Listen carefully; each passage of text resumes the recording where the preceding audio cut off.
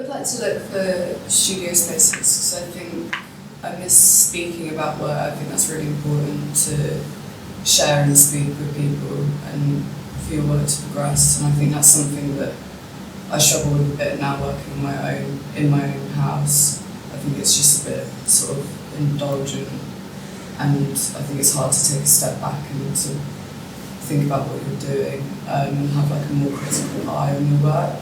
It's good and bad because I think, as I mentioned, I'm quite inspired by home and domestic. So I think working in a domestic space is quite beneficial to my practice in ways. But also I think it's good to separate home life and studio life.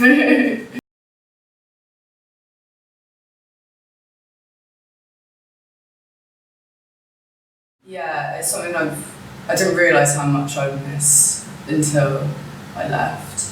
But then I think with platforms like Instagram, you've got a great community, especially with wall people. There's quite a nice community there. So I get quite a lot of advice and things, especially from people who've been doing the practice a lot longer than me. I get lots of good advice from them.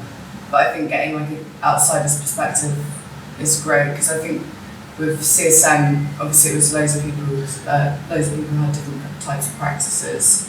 So it was nice getting like a painter's point of view or a sculptor's point of view or whatever. So I think that was quite an interesting way to develop on your practice.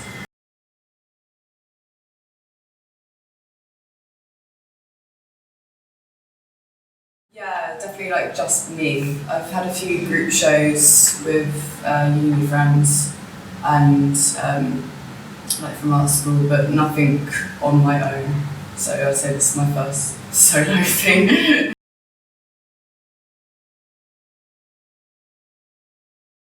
Yeah, it's really fun. It's really lovely being able to speak to people. I think that's my main thing that I'm missing at the moment, is just human interaction. So I think it's really nice getting feedback and advice. I think that's the best thing, because as I'm recently graduated, I'm just soaking it all in, all the advice I can get. So yeah, it's just really positive, and I'm getting really nice feedback and good advice on like improving scale or from other artists who work with like mixed media as well. So it's quite nice just on how I can expand and not just sort of keep it the way it is.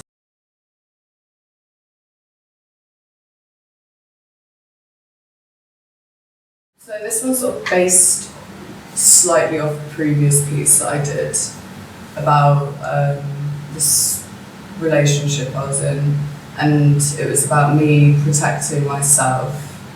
And this one this hour has sort of become a mother type role.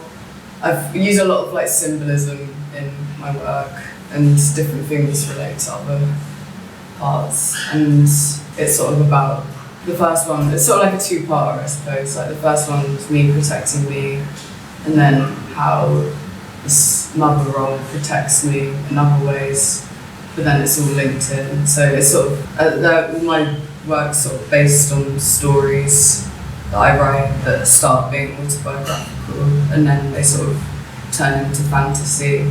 So it's sort of this weird relationship between reality and fantasy. Like a lot of my work is process-led, and that's really important to me.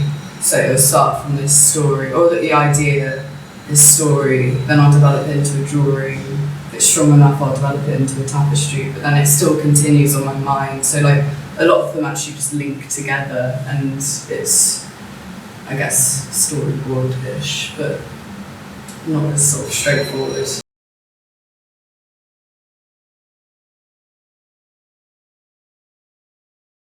So it's a technique called rug punching, and in theory it's just like massive sewing. So you sew onto hessian, you have this big structure and you punch in and you create lots of tiny different loops into the hessian, and the sort of tension of it all keeps it all together, and then yeah.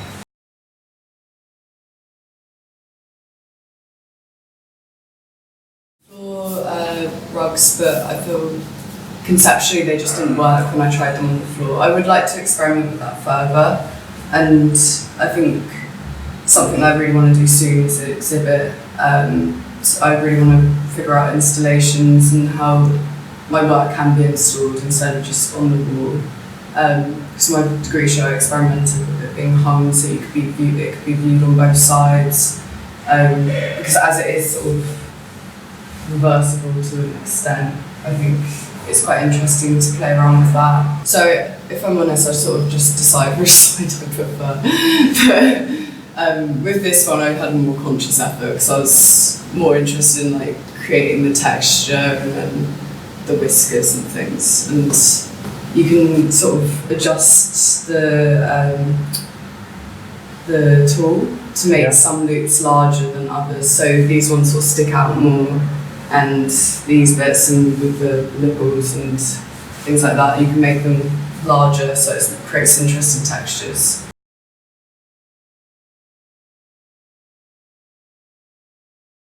So this one, it took 2 weeks, but it was 12-hour days. But usually something like this size took me about just over a month. So that's sort of an average if I'm not working like crazy amounts.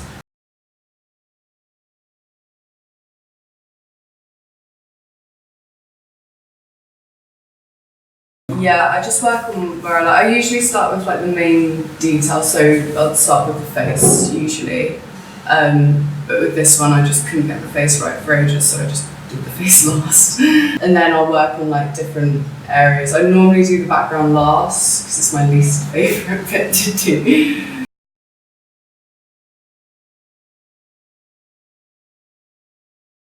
I make my own frame, but it's just wood and then with carpet tacks. So it's really spiky, and then you need to stretch it round, and the carpet tacks sort of keep it taut. And then it needs to be like very tight in order to do it. But there's a professional one you can get, but they're just really expensive.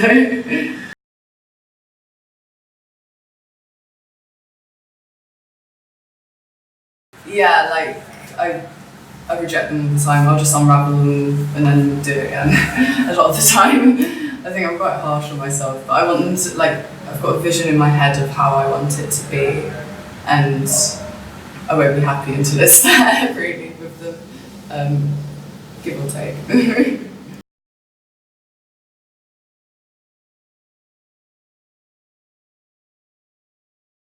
I think it's this sort of childlike tendency I have. I think I'm quite internal, and I think I quite like animals, like don't speak, and they're silent, and you can sort of project different things onto them and associate different things with animals and what they bring to you. I symbolise them with different things.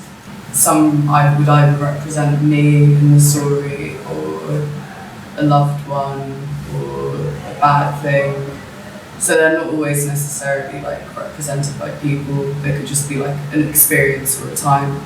Like I used to use crows quite a lot, and they were just like a time in my life. It wasn't necessarily like a person. I think that I just project a lot onto animals.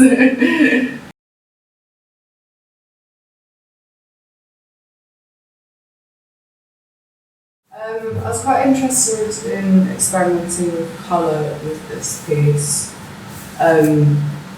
especially with just sort of, I think it's quite a solitary piece, and I wanted to sort of have it as that, and instead of making it smaller, like other portraits I've done, I thought it would be quite interesting to have it quite directly in front of you, bright, but then she looks quite solemn and sad. It's sort of a gaze, and I think you don't really know where she's looking, but she's looking into the abyss, and then she sort of has these dull eyes, even though she's got so much colour around her. I feel like it's a very in-between piece, but I don't really know what that means.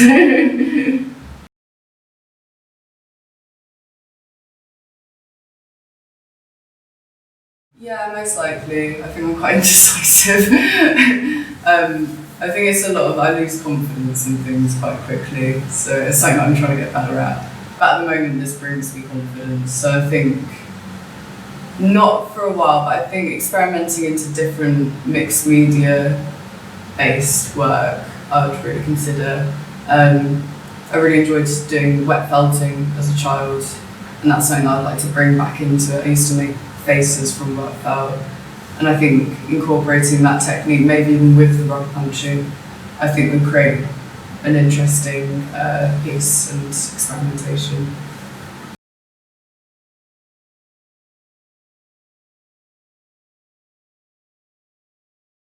I quite want to collaborate with some painters and see how it would work, because I keep on wanting to just sort of paint on top of them and seeing how the weird texture would, how it would dry and crack, or even copying someone's work and then reworking it into mine, or vice versa. I think that would be quite interesting. But also other textiles artists, I think would be quite interesting, like weavers, because I think they're similar, but I think with woven, it's more tight and sort of compact, and I think it's quite nice to have different textures. And try and punch into a weave, I don't know.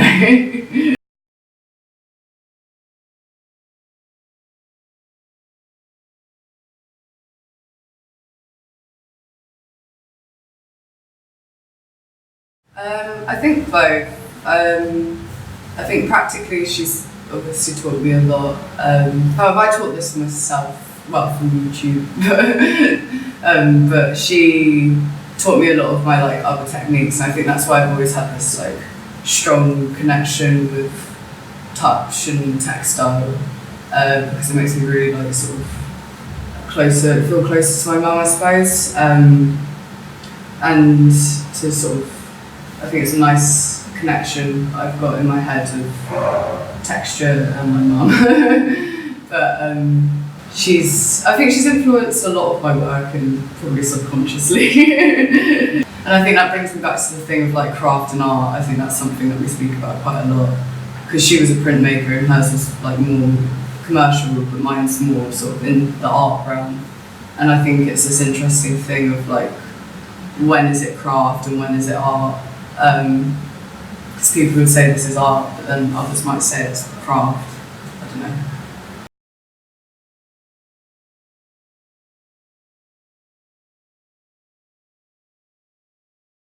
Not in textiles. I think it's. I think my pathway particularly was more beneficial for painters. I think there was just more experience from the tutors with that. I think with textiles it was a bit harder, but my tutor in the third year knew quite a few artists, which was good advice, but I think the actual practicality and the actual technique of it was harder to get advice on.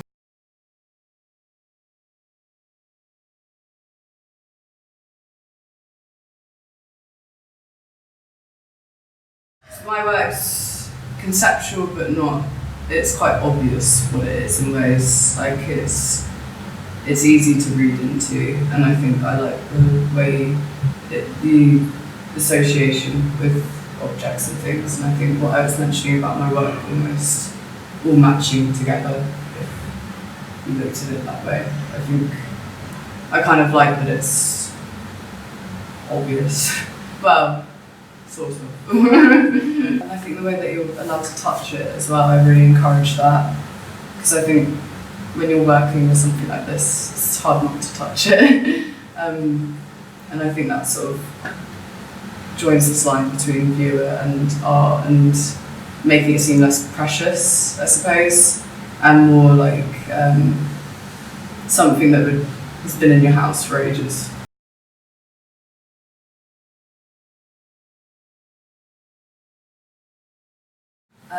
So I've just been shortlisted for the Artiques graduate prize, so that's exciting. And my plan is just to make a lot more work and just experiment more. We've got a show coming up with my friend Harry, and I think with that I really want to explore on how to install and what different ways my work can be displayed, and sort of maybe bringing this sort of domestic space more obviously into my work. I think as well as I want to try and do some collaborations, ways of making with different mixed media arts.